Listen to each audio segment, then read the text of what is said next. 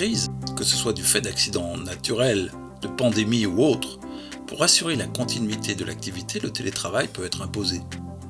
Il est alors réalisé à temps plein, à domicile et dans un environnement familial.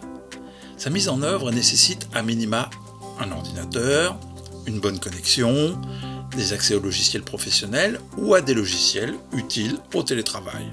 Partant de là, il faut penser à aménager son environnement. Quelle que soit la taille du logement, il convient de se réserver un espace dédié, au calme.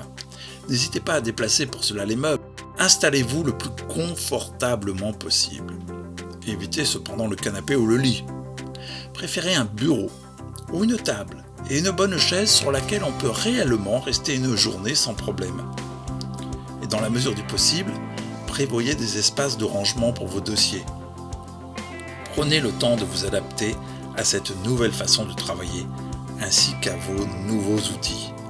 Acceptez d'être moins efficace au démarrage. Avant bien entendu de trouver un rythme de croisière.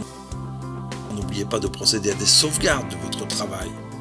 Vous venez d'organiser votre espace de travail, organisez à présent vos journées. Dans votre planification, intégrez les contraintes et les perturbations de l'environnement. Votre conjoint est également au télétravail, vos enfants ne vont pas à l'école, vous devez partager les ordinateurs avec toute la famille. Cela suppose de fixer des règles ensemble et de planifier en amont les activités de chacun. Éventuellement, pour libérer du temps de travail, calez-vous sur le rythme des petits. Sieste, école à la maison. Formez une équipe parentale pour vous occuper d'eux à tour de rôle. N'oubliez pas, on ne va pas au travail en pyjama.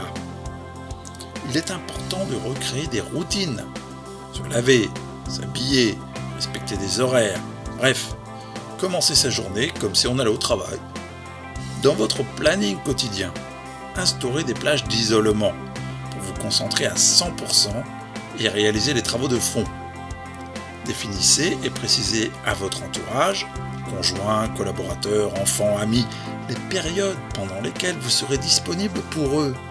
N'oubliez pas d'intégrer des pauses, activités physiques, étirements, repas, rafraîchissements, qui vous maintiendront en forme.